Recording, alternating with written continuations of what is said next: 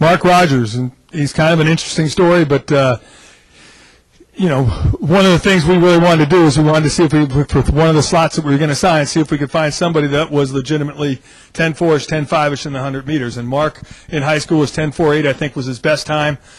He did sign at Portland State out of high school, which was my last year there. And when we decided to leave, and unfortunately for Coach Lufer, he didn't become the head coach, Mark decided to opt out and sit out a year and stay home with his family, which he felt that he needed to do at that particular point in time. A couple of schools came a-calling, and he ended up backing up Noel Devine at West Virginia the last couple of years and being their #1 kick returner. And I think he thought that maybe Noel Devine would come out in the NFL draft this year, and when he didn't, Mark said that maybe it was time for him to go get his time to play the game of football, and he chose Cal Poly. And we're extremely excited, and I know that I'm extremely excited because I fell in love with him as a young man when I recruited him 3 years ago, and just feel that he has that burst of speed that when he gets to the field side of the game, we think he's going to make something happen that's going to be fun to watch, and very exciting football player for us in the future.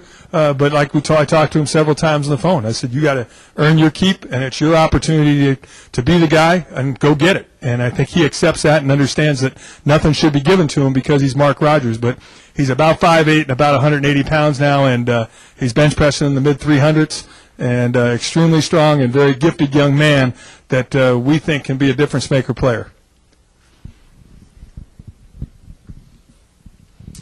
And I believe that's all of them, correct? So I'd like to answer any questions anybody has, and thank you very much. And the first question will come from J.D. Scroggin of the Tribune. Thanks, Eric. Tim, what was the biggest difference, or let's say, put it this way, what kind of things were you able to do this year in recruiting that you weren't able to do last year? Well, I think when you take 1 year of recruiting and cram it into 4 weeks, in reality is what we did last year, where this year I think we had the opportunity to do our homework a little bit more on each guy to find out exactly who the best of the best were. And not that I'm unhappy. We're not unhappy in any way, shape, or form with what we did last year, but I think just from a detailed standpoint, it's a better deal. And I think, we know our way around and what we need to have in our program maybe better than we knew a year ago. Maybe what we were lacking and what we actually truly needed, I think that we were able to find those things out this year. So I think the combination of those two things led us to the group we have right now. So how are we going to see any difference between these two classes? Well, the one thing last year, and I take full responsibility for it, is I tried to tell every guy that he came in as a freshman that, come in, you'll probably redshirt. And I think a lot of our freshmen came in with a redshirt mentality. And what I found out is we needed some of those guys to be players for whatever reasons. A lot of it had to do with injury.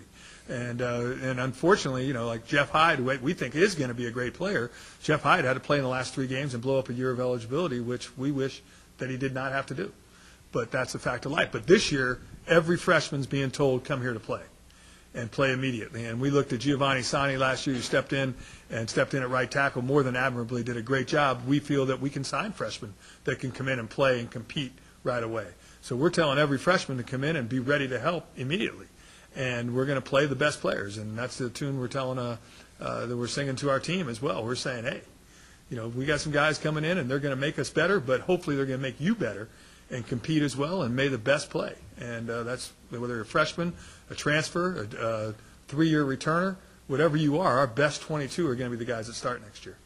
So was that your biggest selling point in recruiting? You sort of mentioned the area, the academics, all the draws. I mean, what was your this recruiting season? What was your biggest selling point?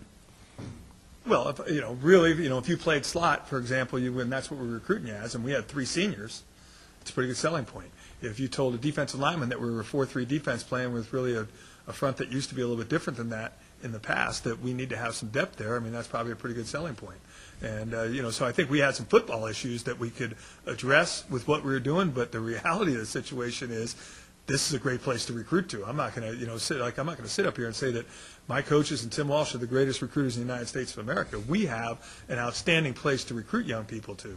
And I think that in turn, with what we do football-wise, and I think with the effort our coaches and our players gave to the young people to show them who we are as human beings, I think that combination is, the people make the place.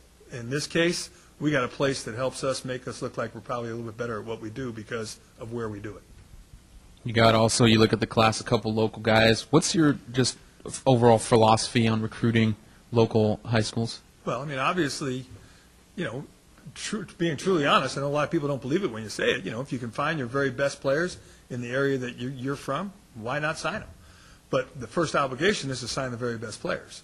So you got to go through that, and you got to find the best players. And I know that that's difficult sometimes. And if all's equal, like I said, and we think that all is equal, then we're going to sign the guy from the area. If we don't think it's equal, then we have to sign the guy that we think is the best player. And you know, beauty's in the eyes of the beholder in this whole deal. And you know, what somebody sees in a young man for 4 years is probably more than I see in him or any of our coaches see in him in you know, a video or one live performance or one live camp day or whatever.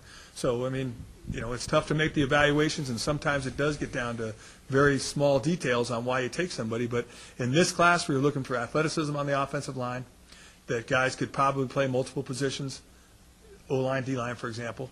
Linebackers, we were looking for speed, number one, for guys that we thought could run and grow into the people that we wanted them to be as football players. And then at the slot position, you know, if we could get some guys that could run sub 10-8, we thought that we could get them in space with the offense that we run and allow them to do a lot of great things, especially with you know, what we have returning as senior wide receivers. So if you look at that, I think that we have the opportunity to make it maybe a little bit more exciting next year as far as what we're doing with the football. Kevin Britt, you mentioned him as well. Why did you like him more as a cornerback over? But I think that's an argument that Coach Lufer and Coach Cook can have, because they both liked him. And we'd be very happy with him as a wide receiver. But the reality of the situation is we can't find guys that are 5'11", 6 foot that can run like he can run, that can play corner. I mean, normally those guys aren't around. But I think part of it is, you know, a tribute to Kevin too. Kevin has loved Cal Poly from the get-go. So this is where he wanted to be, and he was willing to, whatever we decided for him to play, that's what he's going to play. Now, I'm not going to say 2 years down the road he can't be a wide receiver, but right now he's a corner. And we're happy that we have some height at that position, because it's difficult for us to, you know, most of the 6-footers that can run like he can run probably aren't around to be recruited. How about Langford, the kicker? You mentioned him. You know, how good is he at this stage of his career compared to kicking recruits that you've had in the past? It reminds me a lot of a guy I had a long time ago. When they first took the flat away in college football, I think it was 1980. I mean, I'm sure somebody in here knows the answer to this question, but I think it was 1987 or 88, right around in there, maybe 89. And I had a guy named Ed Bolak, and he'll love this if he's watching it, because I'm using his name again. But I told Ed, I said, if you show me what you can kick it from, and I'll allow you to kick it. So without it, the first year that you didn't have a flat to kick off in college, against St. Mary's when I was at Sonoma State, he kicked a 63-yard field goal. And I used that story with James, that you show me what you can do, and I will allow you to do it. Ed, on the same thing, would come up to me before the games. He goes, Coach, let's get rid of all this directional, kick it left, kick it right. He goes, if I kick it down the middle, I can put it on the roof over there. I mean, I don't know how many guys have ever been to Cal Lutheran before, but they have the goalposts are here, and then there's a thing way back, and he'd put it on the roof. And I told James the same thing. I said, you show me you can do it, just like he did in high school. I'll just say, kick it there. That's less time we have to spend on the kickoff team. And, you know, weren't exactly brilliant on that team this past year, so I think that that's a pretty good thing to have. So he's a weapon. And for us to get a guy like that, when he hits the football, you'll hear it in the stands. You'll know he hit it good. You don't even watch, just listen, because he booms it. And the height that he gets on the football when his kickoffs and his kick return. He just went to the Sailor Camp, which is a lot of the best kickers in the country go to in Las Vegas, and he finished third in his class at PAT field goal, and I think he finished 8th in kickoffs. So, I mean, he's a talented young man that I think has a tremendous future, and I think as he gets bigger and stronger, it's going to be watch out. I think he's that good. And so you're expecting him to contribute right away first I would hope, but I would hope that it wakes up the other two guys, too, that they understand that there's a guy coming in that wants his position. Like I said before, that's all up in the air. That's up to the other two guys to say, I've been here, and they know what I can do, and I'm going to do it better than I did it last year. But he's got a lot of talent, so they're going to have somebody that's coming in here breathing fire that wants that position, and he's going to get the opportunity to get it. Of these 12, and then including the other two JC guys, which ones are going to be here for spring practice? Kyle Murphy is here as we speak, and he would be the only one as of right now.